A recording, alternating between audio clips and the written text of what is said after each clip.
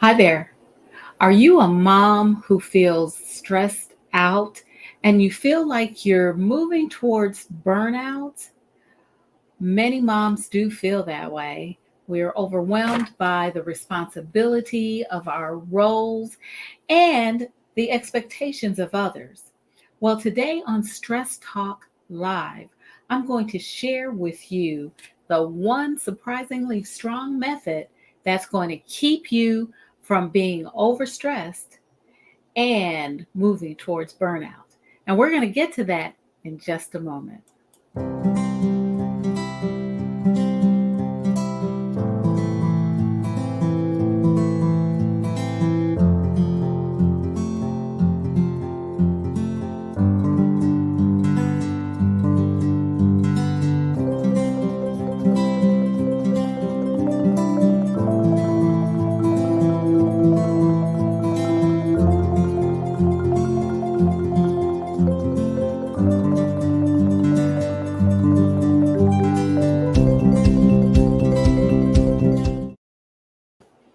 Welcome, ladies, and welcome to those of you who are listening via the podcast and watching through the replay. I'm Marcyline Bailey of Stress Talk Live, and we have a very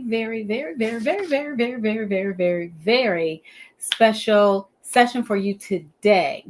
This episode is focused on the one surprisingly strong method that's going to keep you from zooming into burnout where you're like, oh, you're not able to do anything.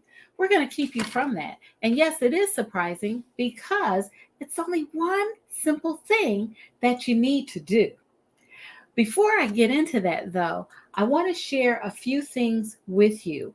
I'm definitely going to ask you, as always, to follow me on Instagram and Facebook at ML Bailey Consultants. You can catch me there. I drop a lot of, I think, good wisdom and information about being stress less. That's not even a word, is it? It's not. To help you to stress less. Okay, that's better. To help you to stress less. We can't be completely without stress because stress helps to motivate us. It gets us moving in the morning. But you want that just right point. You want to have enough stress to be motivated, but you don't want to feel as if you're going off the cliff because you're overstressed. So that's one thing. The other thing is sign up for the Smiles newsletter, and you're going to find it right here. This is the Linktree page that has all of my links, and you can sign up, subscribe, and you can get to some other good stuff that I have for you because I'm sharing information that keeps over 40 women from being overstressed so that they can lower their stress levels and boost their energy at the same time is what I'm all about. So check out my Smiles newsletter. I want you to subscribe. We're going to be making a few changes regarding how we do some things. And when you subscribe, you're going to be in on it. You're going to get that information first. The other thing I want to share with you is my website at www.mlbaileyconsultants.com. You'll always find some good stuff there. Okay, so let's get into what we're talking about because I'm not going to delay it any longer because I think this topic is a great topic to finish our month on moms. As you know, I've been talking about moms and mom stress during the month of May because I believe that Mother's Day is not just one day. Moms are moms 24 hours, 7 days a week, 365 days out of the year. We don't stop being a mom. We are on every day, every minute of the day. I mean, we are. So, and with that comes a lot of stress. And so we've been focusing on moms in particular, helping moms to develop strategies that lower their stress levels and boost their energy during the month of May. Next month, we're going to be talking about green spaces, green, getting out in the air, being around nature, and helping you to even bring nature inside. Excuse me. Bring nature inside if you work in an environment or in a place where you can't get out. We're going to help you to do that. And that's going to be our focus during the month of June. So, but what are we talking about today? We are talking about avoiding mom burnout. And I'm sharing a surprisingly strong method to help moms do that. So let's get to our topic for today. Okay, so when we're talking about burnout, let me explain what burnout is, because a lot of times people have a misconception about burnout. Burnout is basically like a candle.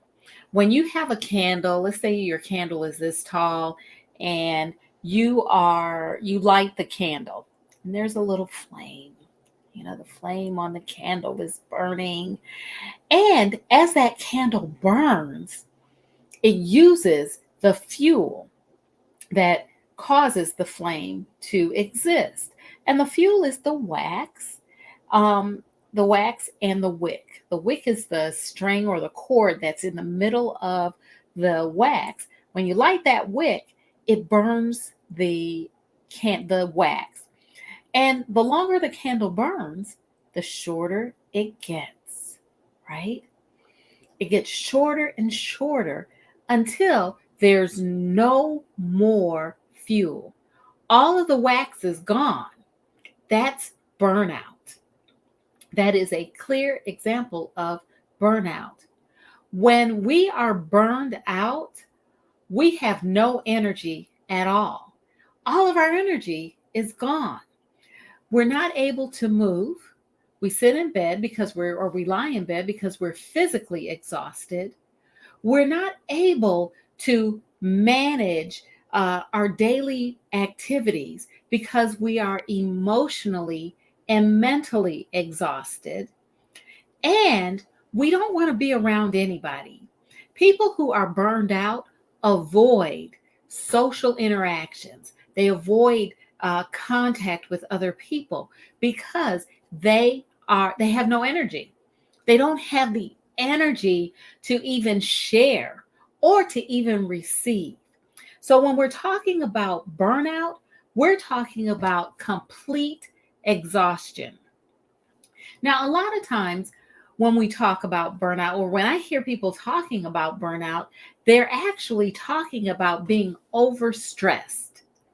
Overstressed. When you're overstressed, it's like, if I had a rubber band, it's like stretching that rubber band to its absolute max until it can't go any farther. If you stretch it to the point where you can't stretch it any farther, if you continue to stretch it, a couple of things will happen, right? It will either pop, it'll break, or it will shoot off your finger, or it might pop you in the eye. You can shoot your eye out, kid. It may pop you in the eye. So being overstressed is stretched to the absolute max. When we are overstressed, we're still functioning, but we're not functioning efficiently. We're not effective. We're not meeting the expectations that we've set for ourselves or the expectations that others have set for us. Signs that we are overstressed are we're tired, yes. We have trouble thinking. We have trouble computing. We have trouble, our cognitive functions are impaired. We forget things. We're clumsy physically. That's right. We are clumsy physically because we are not able to attend to our movements. So we may bump into things. We also are socially awkward. We may say things that we don't intend to say, or we may say things that are out of character for us. So there's a distinction between being overstressed and burned out. If we are overstressed for extended periods of time, it's going to lead us into being burned out. And that's what we want to avoid. We don't want to be burned out, and we don't want to function in a way that we are constantly overstressed, because that is not healthy. It's not healthy mentally, it's not healthy emotionally, and it's definitely not healthy physically. So let's talk about the one way, the surprisingly strong method that moms can use to avoid burnout. And that method is very simple. We want to set firm boundaries. Now, when I say set firm boundaries, there's a couple of ways to set firm boundaries, and I'm going to talk about that. In a little more detail during our time together. One way to set a firm boundary is to say no. Very simple, but many of us have difficulty saying no. I'm going to give you different ways you can say no in different situations today.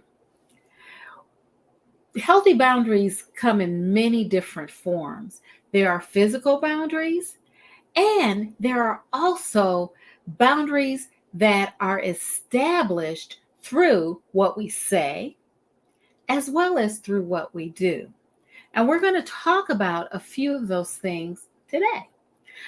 Today is not just giving you information. Today, I want to actually give you tools that you can take with you so that you can just begin using them immediately. Now, when I talked about saying no is absolutely the simplest way to establish a boundary. When you're saying no, you're actually telling somebody, I'm setting a boundary, I'm setting a structure, I'm setting a framework under which I am going to operate. Not only I'm setting that for myself, but I'm also setting it for you. I'm establishing a boundary. Now, many times we don't want to say no. And I want to share with you 3 reasons that stop us from saying no. One of the first is we don't want to hurt anybody's feelings. Nobody wants to hurt anybody's feelings. Well, sometimes people do. We want to hurt feelings, right? When we're trying to back people off. But that's not always the best way. But we don't want to hurt anyone's feelings by saying no. So we do things like we'll tell them yes, and then we don't put a full effort into what they asked us to do.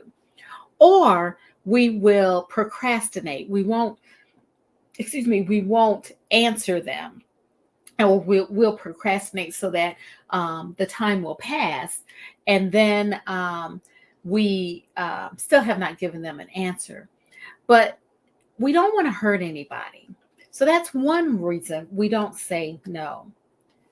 Another reason we don't say no is because we avoid rejection. Sometimes we think that if we tell someone no, then they're going to reject us. They're going to push us to the side. They're going to not want to be with us. They're not going to want to share with us. So we relent and we say yes, although we don't want to. Another reason that we sometimes avoid saying no is because we were raised to be people pleasers. This is something that many women fall into. We were raised to please other people. Thank you for that. We were raised to be people pleasers. We were raised to be good girls. And good girls are compliant. Good girls don't always express their opinions. Good girls go along with the flow. And so, for that reason, we will say yes when we really want to say no. And I told you I was going to give you three. I want to share a fourth one. A fourth one is that sometimes when we tell someone no, we feel guilty because we feel as if we are letting someone down. And so we don't say that word no.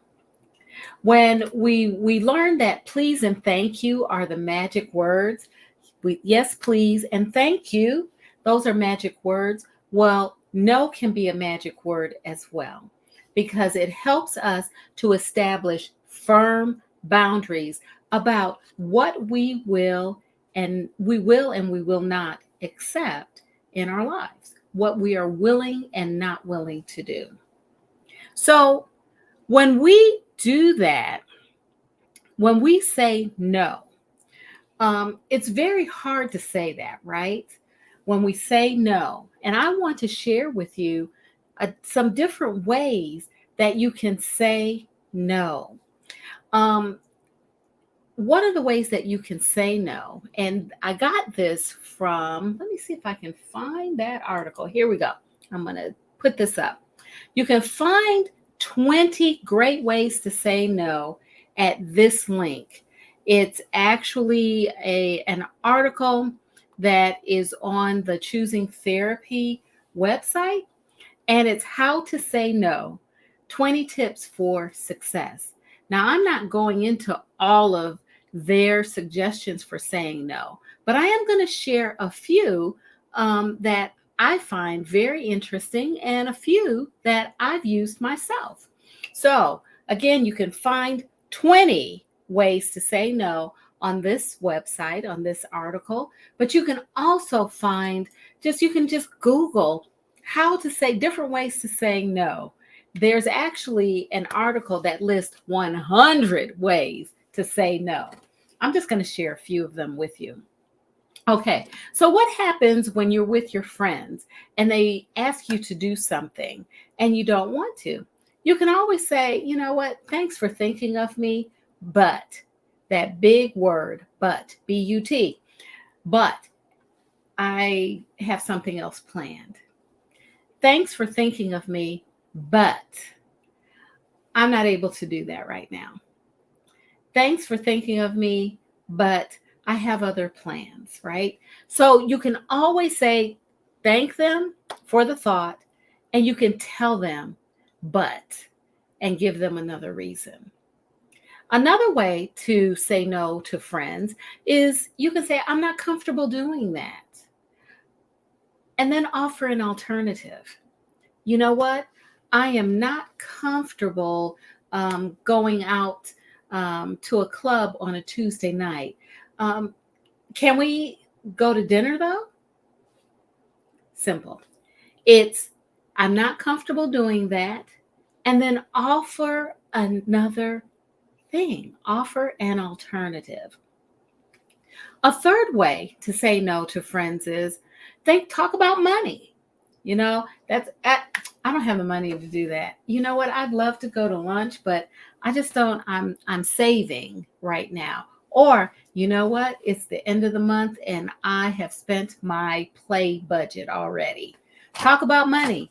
That's something that we can all relate to. I can't afford that right now.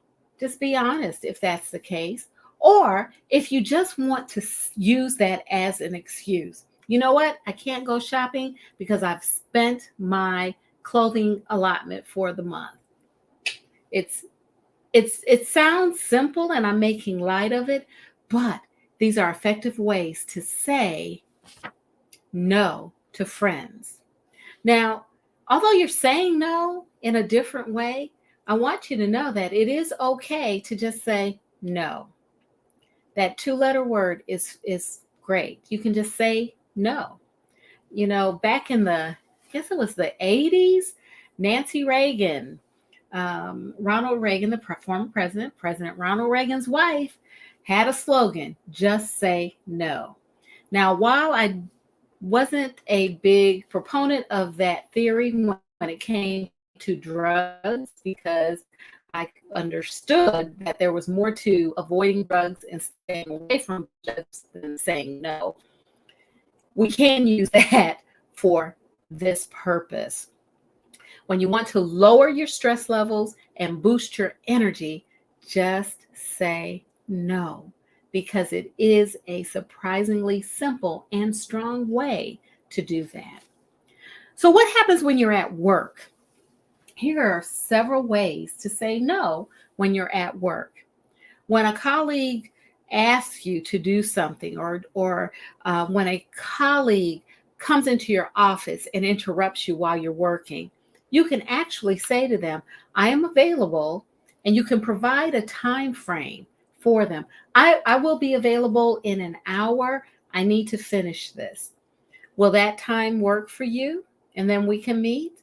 Or put it on your calendar, your Google Calendar or your Teams calendar. Block off time where you cannot be disturbed. That, again, structures your time and it structures others who might interrupt you. Another thing is if someone asks you for information or they want you to do something, and especially if you don't feel comfortable, you can say, I'm sorry, that's not my area of expertise, but can I refer you to someone else who can do that? I use that sometimes in my line of work. You know what? I don't have time to do that, but let me give you the name of someone who you can talk to. Or, you know what? That's not my area of expertise, but I do know someone who that's their thing. Can I give you their name? You can refer to someone else. That's a great way to say no.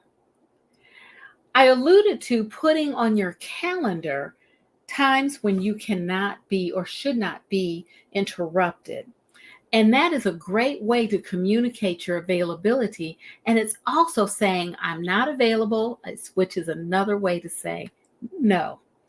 And those are several ways to say no when you're at work. So what if you're, with your children? We're talking about moms. What if you're with your children? One of the things that I always recommend to parents is to set clear expectations up front. That way you don't have to explain when you tell them no. You can say no because they already know what the expectation is or what the plans are. Or you can remind them of what you've already discussed. So make sure you set clear expectations up front. Another good way is to allow them limited choices. And you can say, which would you prefer? This is something that when our daughters were younger, I would always have them plan the outfits they were wearing to school when they were in elementary school. And we would go over those outfits to make sure they were appropriate.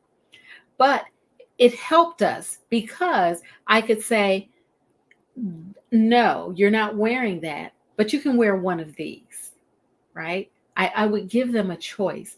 So you can always give your children choices, limited choices.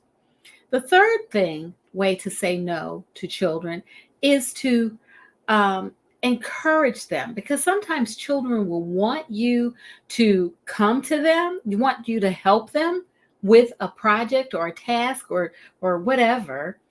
And you can encourage them to try it first. Hey, why don't you keep trying? And if you can't get it in 10 minutes, then I'll help you. Or why don't you keep trying and then I'll check back with you and to see if you've gotten it, okay? Encourage them to try first. That's a softer way to say no, especially when they expect you to take care of it for them. I'm not going to talk about partners or spouses because there's so much that is involved in saying no when it comes to your partner or spouse. But I have talked about ways to say no in the workplace, with friends, and with your children that are softer, kinder ways to say no and ways to practice saying no. So let's talk about one of the simple ways that we're talking about boundaries and setting boundaries. Saying no is one of those ways. Another way is to establish mommy time. Now, how do you do that?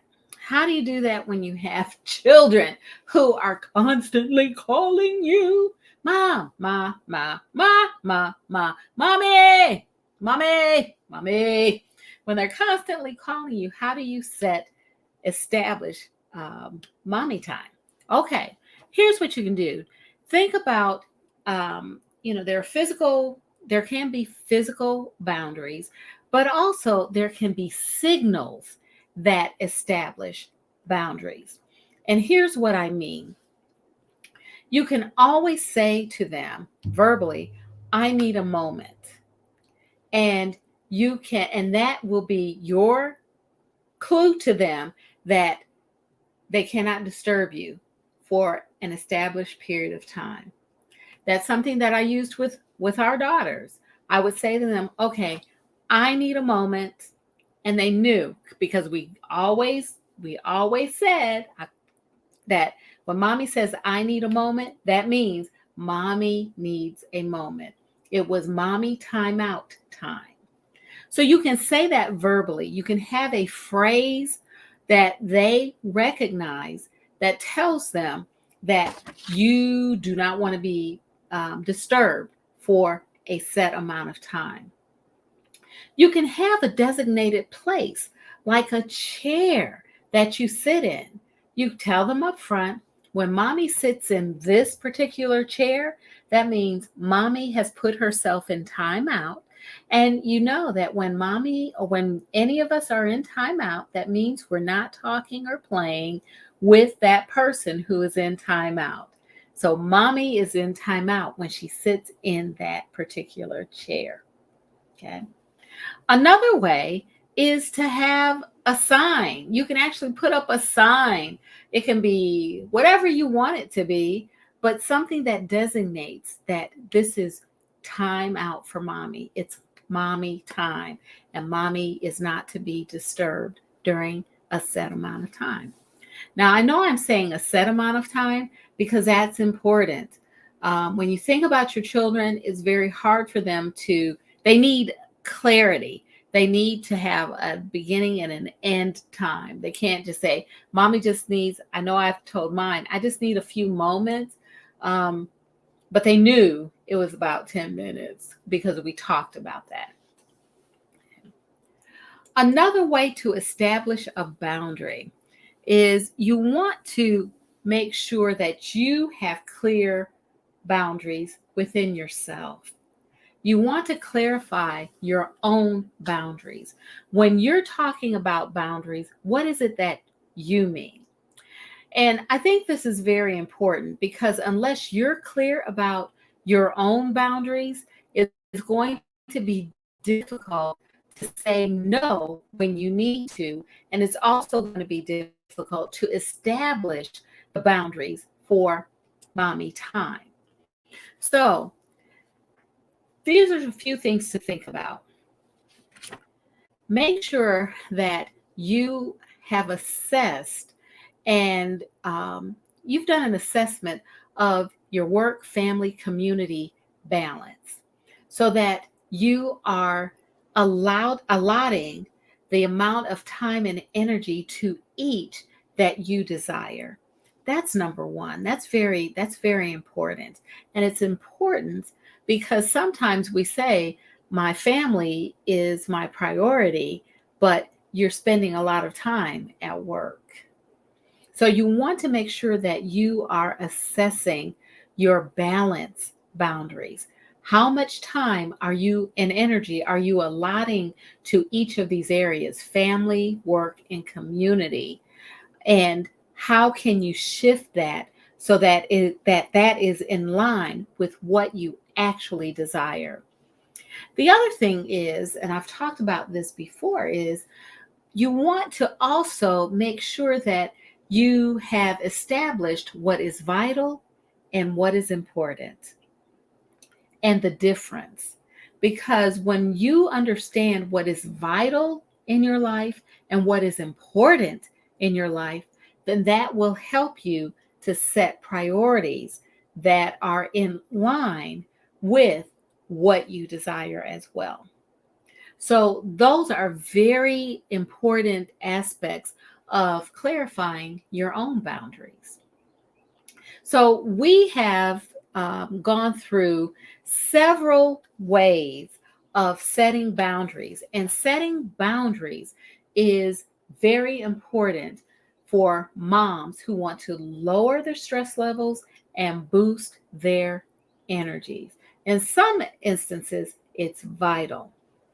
So, for those of you who are coming in late or have come in late or who are watching the replay, listening to the podcast, I'm Marcyline of Stress Talk Live with Marcyline, and we share strategies for overstressed super women so that they can lower their stress levels and boost their energy so they have what is just right so that they can face the challenges they meet on a daily basis.